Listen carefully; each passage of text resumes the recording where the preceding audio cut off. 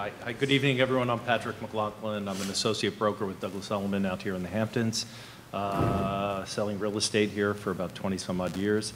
I think tonight what we have is certainly very topical, but I'm going to introduce our panel first and let them tell us a little about themselves. And we'll start with Roy. Yeah, sure. My name is Roy Dalene. I own Telemark Construction here on the east end of Long Island. We've been building homes for 45 years out here. I'm also the chairman of the Town of East Hampton Licensing Review. I'm sorry, the Zoning Board of Appeals. I was chairman of licensing for many years, but now Zoning Board. Okay. I'm Carl Benincasa. I'm a land use attorney with offices in Watermill. I focus on the east end of Long Island. I was previously an assistant town attorney in Southampton Town, and I previously was the executive or regional vice president for Douglas Elliman Real Estate. I'm also currently associate justice in Sag Harbor Village Court. I'm Susanna Herrmann. I'm an owner at N Consultants. We do environmental consulting and permitting on the East End and the North Fork of Long Island, including Shelter Island as well. We do mostly wetland permits and zoning analysis, land use planning, take people through the process of getting any permits they may need on a property. And we also do evaluations before someone purchases a property to help them figure out what they might be able to do with the property before they make that purchase so that there are no surprises. So, David Saskas, a local land surveyor based in East Hampton. I've been surveying here since the 80s, late 70s. You were 10 then, or something. At a high school. And we focus on pretty much everything in East Hampton, East Hampton, Sag Harbor, North Haven. And anything related to construction or house sales that requires any survey work. So, excuse me. It's spring weather for sure. So, David, why don't we start with you, then we'll have everyone on the panel address this. Last week in East Hampton, there was some talk about adjusting what they call the GFA. Do you want to explain what that is and what they're proposing, as best you can? So, GFA is gross floor area, and it's the interior of a house, the roofed portion, and what the town recently has been trying to do is control the massing or the size of houses. There's been some recent pushback on the size of houses that are being built. So they're trying to control it in different ways. So they had the first meeting last week, and it starts the discussion on how to tackle this problem. And so it's based, gross floor area, the maximum size is based on a formula of using the size of the property as the basis of the formula. And it's 10% of your lot size plus 1,600. And that's the most you can do. That's in East Hampton. That's in East Hampton, yes. And there was debate about attached garages, and my feeling is attached garages should have always counted because they're part of the massing. And what they are throwing out there is they want to now try to count the finished basement as part of gross floor area. And they're getting quite a lot of pushback from that. Well, the reason they brought this up is what is the concern about limiting GFA? Why do they want to limit GFA? Well, GFA is directly related to the massing of a house and what it looks like from the street. Is it about density as well, you think? Or? No. Okay. It doesn't really have anything to do with density. other than the fact that smaller lots are generally in more densely populated areas. So just by the fact that it's based on lot area, more densely populated or densely developed areas tend to have smaller houses. So this will affect primarily people with smaller lots. And I think the way the formula is, what they want to do, I think affects the smaller houses in a greater percentage than the larger houses. So if they're trying to tackle the size of the larger houses, they're actually affecting the size of the smaller houses with what they are planning, in my eyes, and hurting the smaller landowner than the larger landowner. Right. Most of the larger landowners, even though the numbers are greater, are not as affected. Right. Carl, does Southampton have a restriction like this as well? Now, Southampton has GFA, but only in the sense that the largest house you can build is 15,000 square feet of GFA, the smallest is 500. Are there any houses that are 15,000 square feet? There are. There are some that are more before that regulation was put in place. But that's it with GFA. It's not as regulated as David mentioned East Hampton is. Bulking is addressed in Southampton by lot coverage, which is a different calculation. It's the roofed footprint of the structures. But GFA in Southampton is not as important a factor. Right. One thing is accessory apartments have limited GFA to 1,000. But again, it's regardless of the lot, the biggest house you can build is 15,000 GFA, the smallest is 500. So as long as you're in that range, you're going to be fine with GFA. Are people wanting larger homes now, Roy? You would know better. Yeah, I think there's been, especially in the last maybe 10, 15 years, there's been a trend to maximize the building on the property. You can see this in Amagansett, where you'd have maybe half-acre, 1-acre lots, and somebody would come in, knock down a house, and a smaller house, and max out their building coverage on it, which I think is one of the reasons things that precipitated the town of East Hampton discussing this. I think there is a conversation to be had in East Hampton about massing because of that. And on zoning board, we are seeing a larger amount of cases where they're trying to max out the house, therefore trying to pierce pyramid laws and stuff like that, just to max out the house.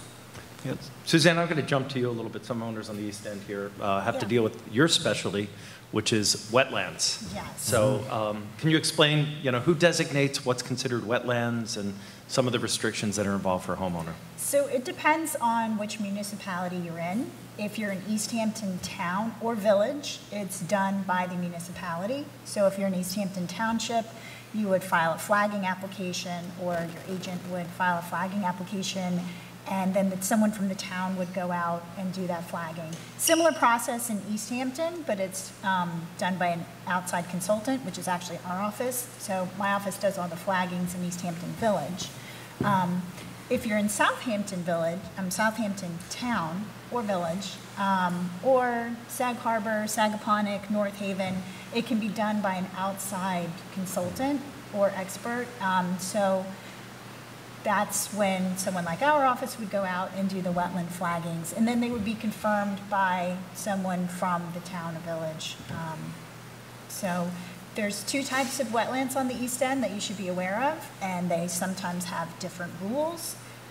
Freshwater wetlands and tidal wetlands. Tidal wetlands are much easier to spot because obviously you're next to a tidal water body, and any area that is influenced by that tidal water, the bays, the creeks, the ocean, is a tidal wetland. Whether it is wet all the time or wet once a month or wet only during a storm, it could be a tidal wetland. So you need to have an expert look at that. Freshwater wetlands can be a lot more difficult because there are different types.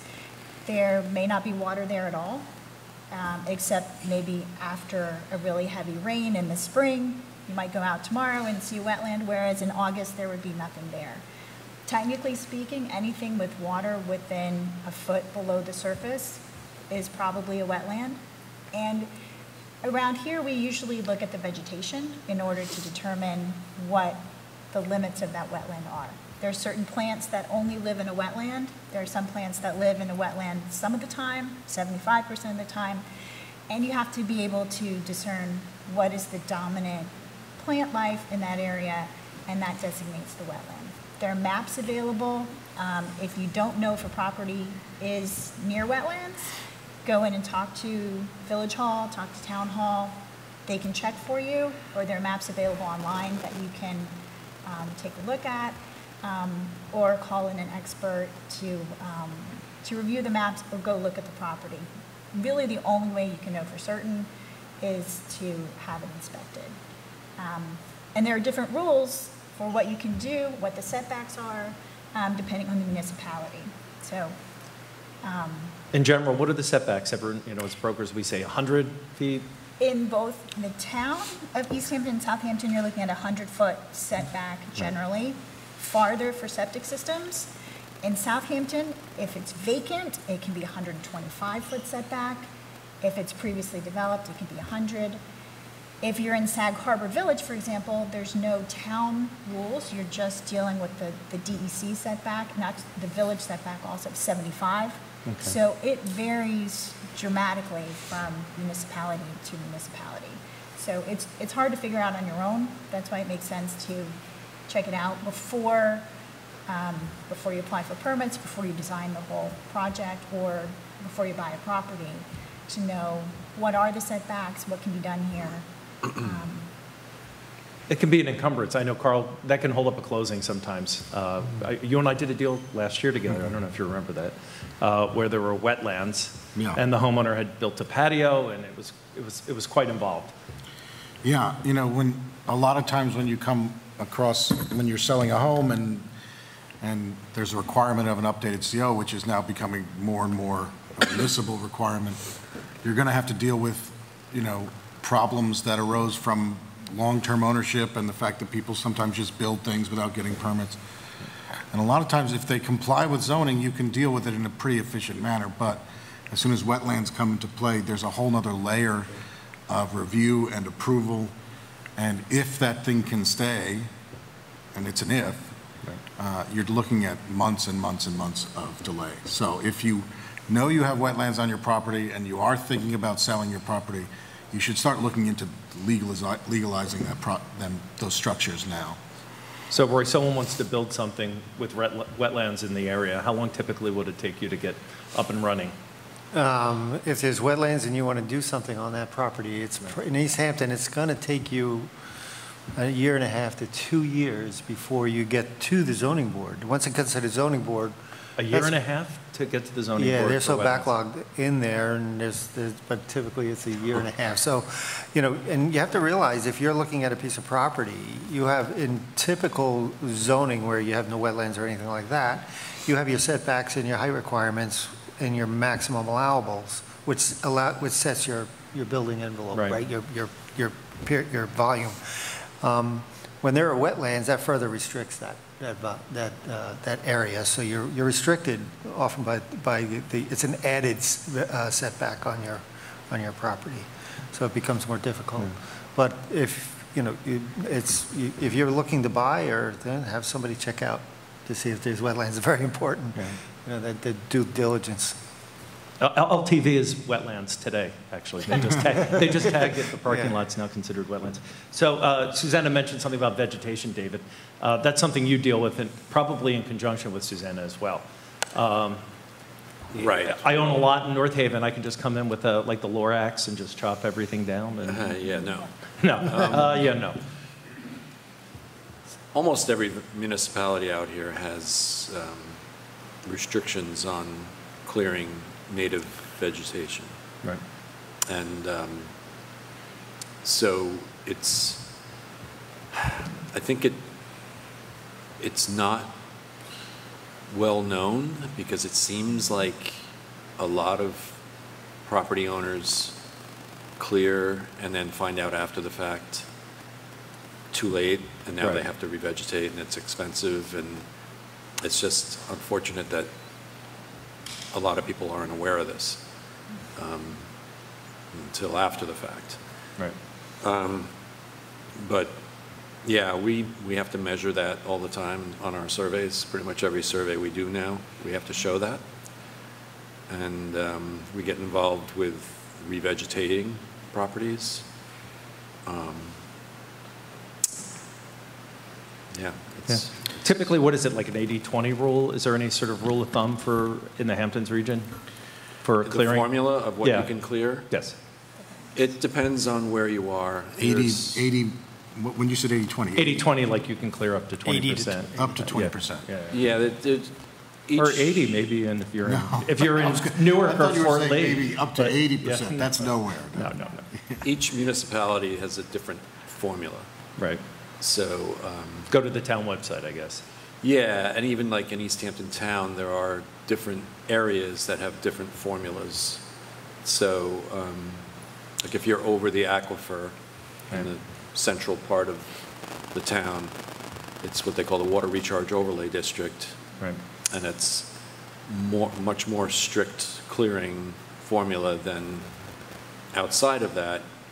And then there's agricultural land that you can clear, and if the property was cleared prior to the law being enacted, and each of these different formulas happened at different years, so you have to know what year that property, if you can show from aerial photos that you had cleared previous to that, you can keep it. Right. And Southampton Town has the Aquifer Protection Overlay District. So anytime you're looking at a property, you need to check and see whether or not it's in the Aquifer Protection Overlay District. If it is, it's going to have very strict clearing depending on the size of the lot. The larger the lot, the lower the percentage you can clear. And if there's wetlands, there's no clearing without permission at all within 200 feet. So you have to go through the whole wetland permit process to establish what can be cleared. And the clearing restrictions vary by municipality, so you have to Unlike, check it out. just to piggyback off what Susanna was saying, unlike East Hampton, if you're outside, in Southampton, if you're outside the APOD, which is the same as the recharge, there are no clear restrictions.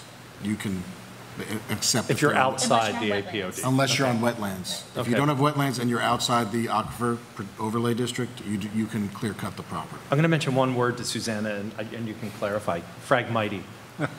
What's the deal with Phragmite? There's a history there. Phragmites is also known as the common reed. Right. There are two species out here, and you can't tell them apart.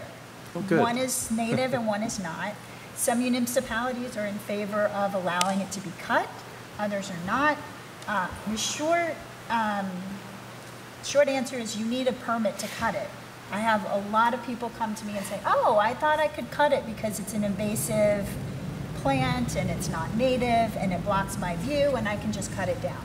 That is not true. You need a DEC permit, and you probably need a permit from the municipality to cut it as well. It's very difficult in Southampton. I think it's a little easier in East Hampton to get permission to cut it. Just different philosophies about whether it's good to cut it or not. It takes over and blocks out the native Spartina marshes, which we all love, with the dark green marsh grasses, and instead you have these tall reeds that block your view. But they still do perform some functions, like flood control, habitat. Not as good habitat as the original native vegetation, but cutting them and pulling them out has to be done just right. Otherwise, you make a complete mess and maybe even make your situation worse. But there was a time when I think Phragmites was sought as, you couldn't cut it down. I think there was a period of time in there. And what the net effect of that in certain areas like Georgia Pond, where you had the Phragmites overtake and choke down the free flow of the water in Georgia Pond and contributing to the problems of that pond. So now that we are trying to clear that up and clean it up. Yeah, I agree. If it's done properly, it should be eradicated. Yeah. I think it's hard to do properly, but I think it should be done. Not everyone agrees in the permit community. You know, I'm going to throw this out, and I didn't mention this to you before we sat down tonight. Are there any websites that a homeowner can sort of go and peruse and sort of get some information on all of this, the wetlands and Fragmity and vegetation, what's legal, what's not? The DEC website is pretty good. It's massive. but- Department of Environmental Conservation. Yeah, it has a lot of information, There's a lot of maps, yes. a lot of, Yeah. It'll show you the DEC wetlands. It's not going to show you wetlands flagged by the towns. right. The Okay. town wetlands are going to be more extensive than what you see on the DEC maps. Their definitions Definitely, are different. yeah. The towns are more restrictive. Different towns are more restrictive than others. And as far as what they consider the breadth of the wetland, but yeah, I would agree. The DEC, just for information purposes, Right. but always also check with your municipality before you do anything. Carl, and I'll throw this out to you, can wetlands be untagged? Can they Can be you unflag a reversed? wetland? I mean, yes, you could technically unflag a wetland. How would someone go about doing Have I it? seen it happen much? No. Right. Well, I mean, someone may, I mean, I know. A wetland can go away. It's, you know, the definition is when the wetland species dominates over the upland species. And that can change over time. And just like a Right. wetland can grow, a wetland can recede. The wetland regulations are actually meant to preserve and grow the wetlands. So it's not often you see a wetland go away. It's very seldom that it goes away in actuality. Yeah. I mean, there have been map corrections made. Occasionally there was a mistake that happened. Some of them on the DEC maps are done through remote sensing. They're just looking at satellite photos. I once had a grove of hemlock trees that was, you know, on a aerial photograph. It looked like a pond. It wasn't. I went out, took pictures, and got that taken off the map. But that's very rare. I mean, for the most part, sea level is rising. We're Yeah. getting more water coming into the area, and wetlands are changing over time, usually growing. Often Not because- shrinking, growing, yeah. Yeah, you're more likely to have the wetland grow than shrink. And if you do have wetlands that have been delineated on a survey and submitted with previous applications, after 5 years, they need to be redone. So if you have a map with old, I don't know if East Hampton goes by the same 5-year rule, but East Hampton's all over the place with that. I've heard 10, I've heard 7, I've heard 3. and sometimes it depends on the type of wetland. I mean, some wetlands are not Yeah. going to change that much. However, if you have a tidal situation where you have a lot of erosion, Right. you could lose a lot of your land, you know, could be taken over by wetlands over Right. time. Coastal shorelines are getting eroded more rapidly in recent decades. You have areas like Cranberry Hole Road and East Hampton are actually losing 2 to 3 feet of shoreline a year since Yeah. 2000, right? So 2 those to are 3, can you repeat that again, Roy? 2 to 3 feet a year Of shoreline? of shoreline. Wow. Since around 2000s, I believe it is. Right. So the property owners are faced with water up to their property, having to move their properties back. Right. Is that, are people actually having their houses moved further away from the water? Yeah, as a matter of fact, the zoning board is starting to look to do that. You know, that's moving, that's part of the Natural Resources Code in East Hampton is to move your houses back off more landward in their redevelopment of the properties. Especially on the ocean. Right. I mean, the coastal Yeah. erosion hazard laws are written to encourage retreat from the ocean. Retreat. We have 2 recent properties that we have to go back to because I guess just a few weeks ago, they had a major erosion. There were like bluffs and the bluffs fell down, like just They're gone. the bluffs fell and now the house used to be 40-something feet away. Now it's like 30 or 28 feet away. From the And dune crest? From like a 60-foot drop. Oh, wow. And yeah, those people are, What happens, actually, what happens to the people who, lucky enough, they live on the ocean and they lose half of their yard, part of their pool? Are they being allowed to rebuild? Does anyone know? well, I think the plan on these is to try to pick up and move the houses landward and possibly get a variance for the street setback because it's getting pinched. So I don't know what's going to happen. They're definitely encouraged to move landward. They're encouraging homeowners to move their homes further away from the water. Are there any grants or anything like that that you know of? No? No, not that I'm aware of. Well, I know there's septic grants, I know, especially when you're near wetlands that you can get, if you want to put in the new nitrogen-based system. Does anyone, Rory, do you want to talk about, do you know that? The new nitrogen systems? Well, not that you know. So yeah, so the new nitrogen systems are low nitrogen system. They're IA system, it's called. Town of East Hampton and Southampton as well has now legislated the replacement. If you're going to redevelop or anything, you're required now to do them. The misnomer sometimes that we're seeing on the zoning board is that people are now, think that, oh, if I'm putting in a low nitrogen system, I can now put it closer to the wetlands because it's not as much. No, it doesn't change. Your setbacks don't change. The reason for the town doing it is to improve the quality of the wetlands. And it's very important. These wetlands contribute to the health of our community. They contribute to runoffs into the ocean and everything, and into Lake for Montauk. Montauk's a big issue because most of the highland wetlands flow right into Lake Montauk and have an effect on that. So, Yeah. Suzanne, go ahead. The new denitrification septic systems are very important because they identified nitrogen as the limiting chemical or fertilizer that was causing algal blooms in all the bays and then causing fish kills. And usually when I explain to homeowners that this will help prevent fish kills and algal blooms and protect the water quality, people tend to get on board because that's why people are out here. They want to enjoy the beautiful, pristine east end of Long Island.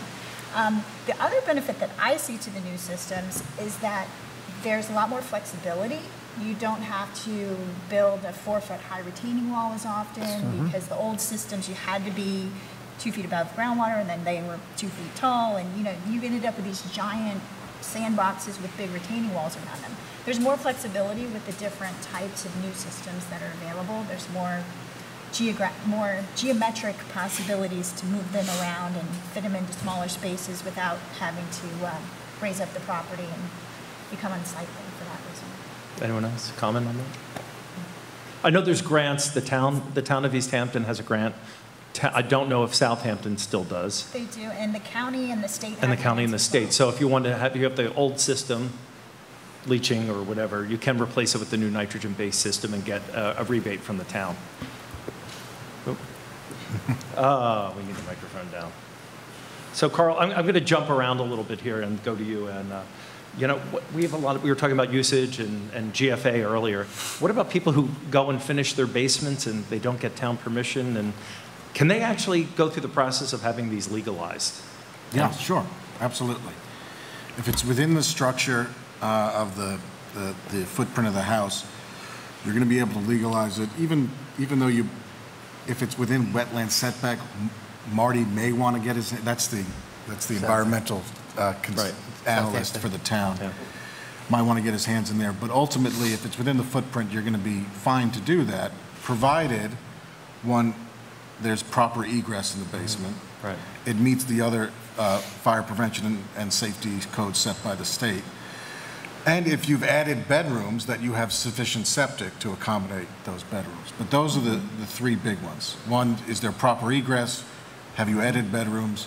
And does it meet the other fire prevention and safety code standards? So the old, when I first came out here, everyone said if it has a closet, it's considered a bedroom. That's not necessarily the case then, Carl, is it? Bedrooms are defined both in town and state code. So under the state, it can't be smaller than 75 square feet for a person. They all need egress. They all need smoke detectors and carbon monoxide detectors outside. So no, a closet would not be illegal. No, but they require also windows and... That's because there's two means of egress in a bedroom. Okay. Right? Two means of egress. Yeah. Yeah. One directly in the bedroom and then another. But it's also contingent upon the size of the septic system as well, correct? The septic capacity is the other controlling factor. Yeah. Right. So if you have a septic flow that's for 4 and you add a 5th in the basement, you can't do that without upgrading septic. Right? You know, Roy, someone told me recently an expression, what is it? Remove and replace. That's kind of, what do you know about that? I don't know a lot about remove and replace. That's a new term. I saw that with yours. Does anybody know what I think remove and it's replace? to get past people like you, right? Yeah, probably. So You remove it, you get the approval, and then you maybe- replace it? Well, no, saying that if something was there pre-existing and it's So damaged, I think it's in Oh. place in kind. Oh, in place place in no, in that's a kind. replace in kind. That's by right. I think Yeah, that's a right. by right thing. So even like last night on zoning board, we had a bulkhead replacement, an existing bulkhead, and they were Right. coming to replace in kind. Right. That means you're replacing it exactly the way it was. That's a by right replacement. If you're going to expand it, it's not by right, right? So they have the ability to do that. But you still need permits. you still need permits. You Okay, still there we need go. permits for sure. Yes. So David, another thing that we have unique to the East End, we have a lot of easements and what we call scenic easements, flag lot driveways, you know. What are some of the most common and what exactly does it mean to a homeowner to have an easement on their property? There are many, many types of easements. I mean, any kind of restriction or allowance to another person, allowing them to do something on your property is an easement. Whether it's they want to walk across your property, drive across it, or even look across your property. If you want a view easement that controls like the height of any structures or plantings that you can put in a certain area so you don't obstruct a neighbor's vista. Right. So, yeah, we run across many different types of easements. I would say the most common easement, at least in East Hampton, is called a scenic easement Right. or a conservation easement. And usually that is when a property is subdivided and it goes through the planning process, the town is going to want to preserve a certain percentage of the overall property. Some of it is preserved by reserved area, which are actually properties that aren't owned by any of the lot owners. It's usually dedicated back to the town and just kept as open space. Right. And they try to connect these open spaces. The big picture is trying to make the open space as big as they can. The other method is to put scenic easements on top of the lots that are created. So they're part of the properties. And basically you get to pay taxes on the land, but you can't touch it. Okay. And there's an added, You can look at it. and there's an added setback, Yeah. 10 foot, right? And Isn't there's it? in East 10 Hampton foot- Town, they actually apply a 10-foot setback for all structures except a fence Right. from those scenic easements. So they're very restrictive. You can't do anything. You can't even, technically, you're not even supposed to revegetate inside them. So you can't go in and plant tulips in the fall or, no? You Don't cannot even plant look at it, tulips. What's that, You Carl? Don't even look at it. If you wanted to, block out whatever's going on the other side of the easement, somebody wants to plant green giants or whatever the plant is of the day, they can't. It has to stay just the way it is. Well, recently we got attacked by that beetle. So a lot of the scenic easements around town, you're seeing they have lots of dead trees. Right. What's going on with that? Or can homeowners clear that? Because it might be a fire hazard, or do they call the town? What should they do? That's a good question. Yeah. Very I'm good not question. actually sure if there's a, I know in Southampton Town, when you get a wetland permit, Right. you almost always, almost without exception, will have to do a type of easement, a conservation or a wetlands non-disturbance buffer. Right. And in the language of that, it will say you cannot remove trees, you can't fertilize, you can't use pesticide. But there's also a paragraph that allows for a conservation management plan. So if you- Conservation management plan. Right, Okay. so if you went to the town and you said, I have this buffer, I know I'm not supposed to touch it, but all the trees have been infested with pine beetles. And they would probably work with you to come up with a plan to eradicate whatever the noxious pest would be.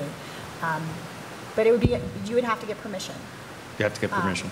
Dead trees do serve a purpose in the ecosystem as, you know, osprey, perch, and habitat for a lot of species. So although if there's an invasive beetle, it might make sense to remove them. I know that's what they're doing in a lot of public spaces, so, but you would need permission. Carl, any closings get held up by this sort of thing? By By wetland non-defined easements, anything, look, we're talking about easements right now. easements, I mean, only in the sense that if the property is violates the easement in some way. Right. You know, conservation buffers that are cleared certainly tie it up. Any structures in an easement would certainly tie it up.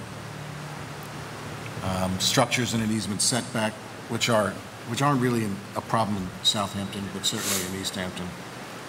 So yeah, all of these things factor in not only to your use of the property, but they will pose difficulties to getting to the closing table. Now, if everyone's eyes wide open to it, you know, and a buyer's willing to take on the risk, sometimes we can close with that, sometimes they'll take a credit. But as more municipalities require updated COs upon closing, that optionality and flexibility between the parties is going to go away. Is there anyone right now that doesn't require an updated CO? Just the town of Southampton. The town of Southampton's the last one. And all the villages do at this point, Right. and now the town of East Hampton. You know, Roy, jumping around once again, we were talking about GFA earlier. I know in Sagaponack, and you can correct me if I'm wrong, I think it might be all the Hamptons at this point, double height ceilings are counted as double GFA? That's correct. Yeah. So are homeowners realizing that when they build, you know, saying I want to have a double height ceiling in this living room, that they're sort of limiting how much they can do and what? Well, I don't know when they have the concept of the idea, but the architect that they're talking to should know that, Right. should know the design parameters that he's in the zoning. Excuse me? It's correct. It depends on where. Depends Yeah, where, it some depends it's where. 15 Some- feet. He said over 14 feet is a limitation. The homeowner might not be aware of it, but North Haven's their 15. design professionals should Right. be aware of that restriction. Right now, does anyone have any final comments they want to make here? And then we'll open up to the floor if anyone has any questions. Okay. Does anyone have any questions? Here, come on up and we'll give you a microphone here. Thanks for venturing out on this beautiful, rainy, miserable day. Hi, I'm Dan Koplowitz. I'm a local architect, a preservation architect. I moved out here about 5 years ago and to a house my family's had since '78. And I noticed there are a lot of tear down. My whole career for 40 years has been to restore and extend the life cycle of existing homes and buildings, which is the most green thing you can do. And there are a lot of tear downs in the Hamptons and Southampton and everywhere else, given that the land is often worth more than the house. And it forces people who buy expensive land to maximize their FAR or their gross area. And I think small is beautiful, and I'd rather build a museum quality house than a big vanilla box, glass box that looks like it belongs in Hawaii. And I think there needs to be more limitations on an incentive to preserve existing homes and make them more resilient by strengthening them for wind loads and a lot of other. And if you do tear down houses, you have to deconstruct the house and try to salvage, useful windows for accessory structures or for low-cost housing or for materials that could be used for finishes and so forth. Because there's a lot of implicit energy in all the materials that go into building new homes, and also the homes that get torn down and thrown into landfill. I think there are a lot of places on the West Coast in Oregon. They're starting to propose that when you tear down a house, you have to deconstruct it, and if the windows can go into like Habitat for Humanity and things like that, and if only the town could could create a place for these repository, and that the end users for these used materials would be for people of lesser means and so forth. But that said, you know, I don't know where that's going to go because you know the land is so valuable. If I may, sure. Thank you. He brought something to my mind that if you buy something and it does have pre-existing non-conforming issues, it's either too close to the wetlands, it's over clear, blah, blah. Are towns typically coming back and saying, nope, nope, we need to correct that, you need to take the pool out when there's a transfer? Carl, you want to take that? No, you're grandfathered in. There are houses that exist hundreds of feet beyond the coastal erosion hazard line, you know, 20 feet from the crest of dune. These are all things you would never get. And they're grandfathered in, but sort of to the point just made, yeah. If you want to do something new to that property, you're going to have a very hard time doing it. Right. And Roy. No, from a zoning point perspective, if he's right. You have it by right. It's called pre-existing non-conforming. But if you're going to expand that property, we as a zoning board, to protect our natural resources or wetlands, we might look to a mitigation of some of those things that could better that condition. Can people do trade-offs? Say, for example, they have a pool close to wetlands that's considered lot coverage. Say, you know, if we'll get rid of the pool if you give us another X amount of square feet. Do things like that happen in some of the towns? With the zone, well, it's not, there's no vested right to it. It's a negotiation with the zoning board. And right. If the zoning board feels that the mitigation you're proposing justifies the relief you're requesting, it's the central test is balance. Does what you're doing, does the detriment to the community outweigh the benefit to the owner or vice versa? Right. So if the zoning board does that analysis based on what you're offering as mitigation, you can sort of bargain a bit. Cool. Anyone else have a question? Anyone? Well, we had a quiet night tonight. Oh, go ahead, Susanna. I have a response to the question Channel. or the comment. With respect to tearing down houses, the Southampton does have the Landmarks and Historic Board, where if you are removing a house that's over 75 years old, you have to go to that board.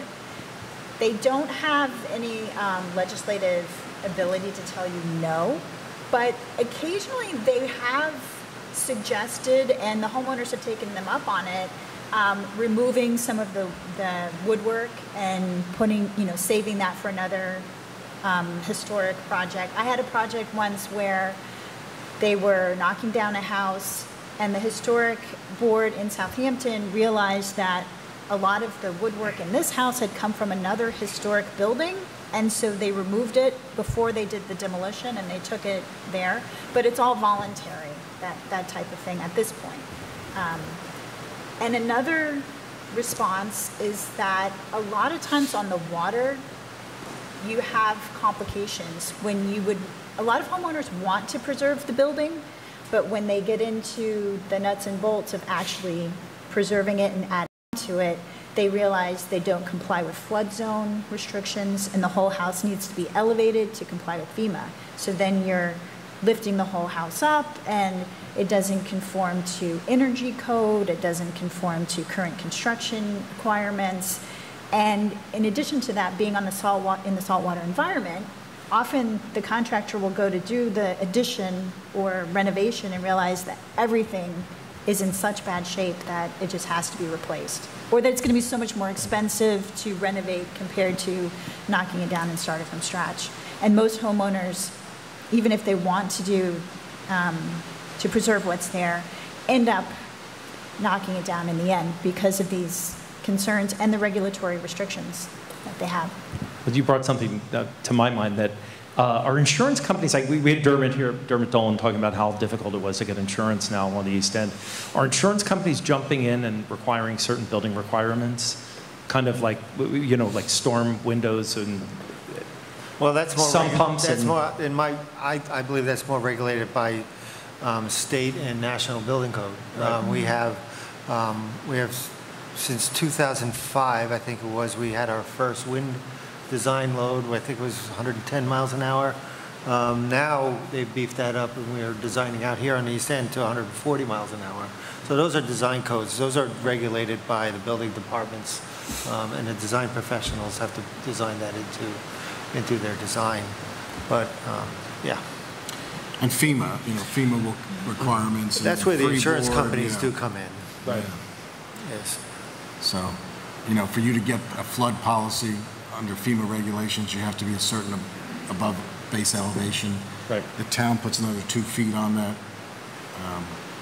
So I don't really deal with insurance companies that much at a granular level. Right. But I know those are certainly considerations. Thanks. We do have questions now. Go ahead. Anyone want to come up here and ask a question? Go ahead.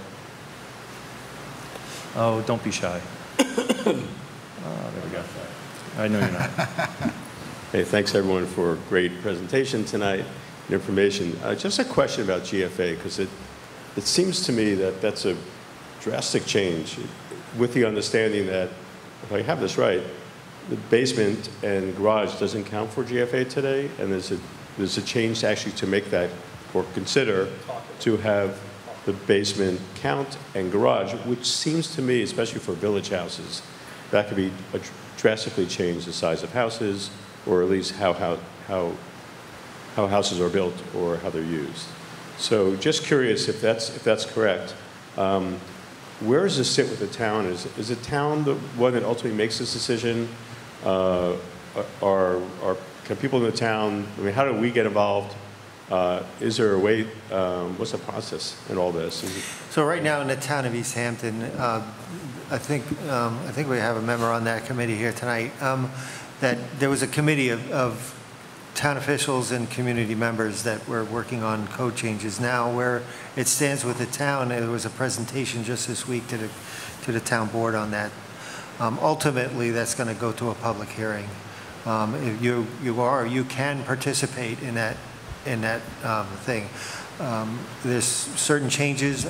Not here to opine on them, or I don't know a lot about them at this point. But as far as the process goes, it is a legal process that the town has to go through.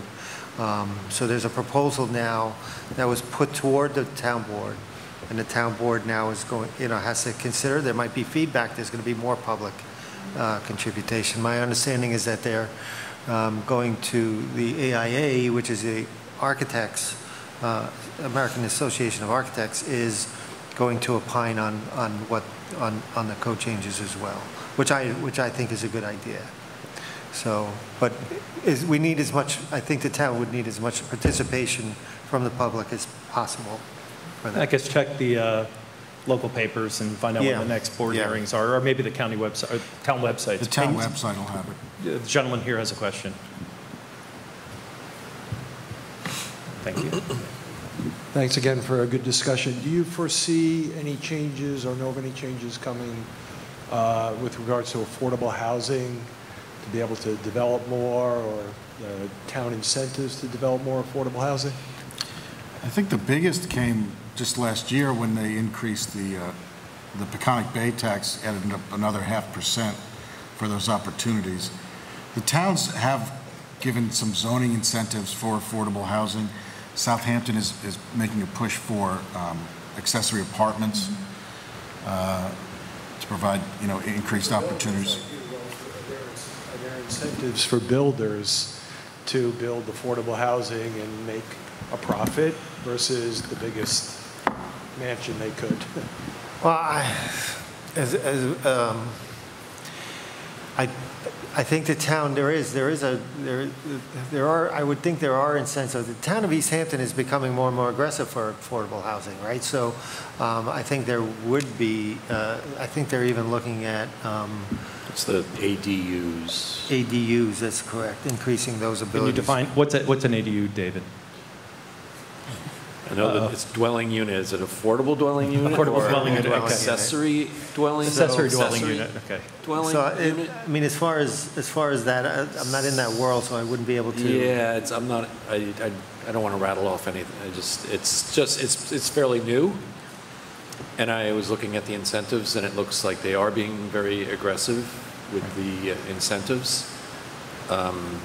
Something like if you qualify, which if you have more than half an acre, you can qualify for it. For an accessory structure that will be a dwelling And unit?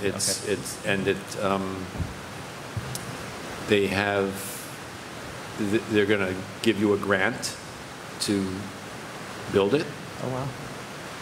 And yeah, it's pretty aggressive. And But then you have to make it available at a certain There's guidelines. affordable rate and all this. yeah, to get your So you can't get a grant and then charge top dollar No, summer rental you're prices? limited is what you're saying. to. You can't get a grant and then not use it for Yeah. something. Rent, I think these are ballpark numbers, but if it's a studio apartment unit, it's limited to $2,200 a month. If it's a one-bedroom, it's $2,700 a month. That's the numbers I've heard. Right. But you can rent it to your kids or a In-laws? friend. No. Oh, good, okay, good. Anyone, last question? We're going to wrap it up in a minute. I got to say, we have an amazing panel here. If you don't know these fine people here who are on the panel, I'm going to let you know how to get in touch with each and every one of them. We'll go down the line and say, Roy, if someone wants to work with you, how do they get in touch with you? My email, roy@telemarkinc.com. My company is Telemark Inc. It's Telemark. And you're located in Bridgehampton, correct? I'm in Bridgehampton. Correct. Okay, Carl? Carl at Ben Legal Group, BEN Legal Group.com. I'm in Watermill.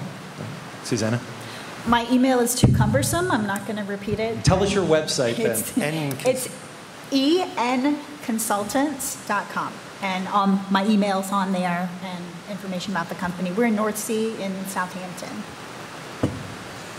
And my email He's is... too busy, don't get him. I get too many. We're in East Hampton. SaskasSurveying.com? Saskas Surveying, saskasls.com. Saskasls as in land surveyor.com. Great. And truly, you guys are the best of the best out here. Thank you. And Thank you. a lot of good information tonight. So Thank you. Tune into LTV and wear your galoshes as you walk out in the parking lot. Hopefully they've not been tagged. And thanks, everyone. Have a good night. I don't think Thank you. the big stuff will be coming down for quite some time.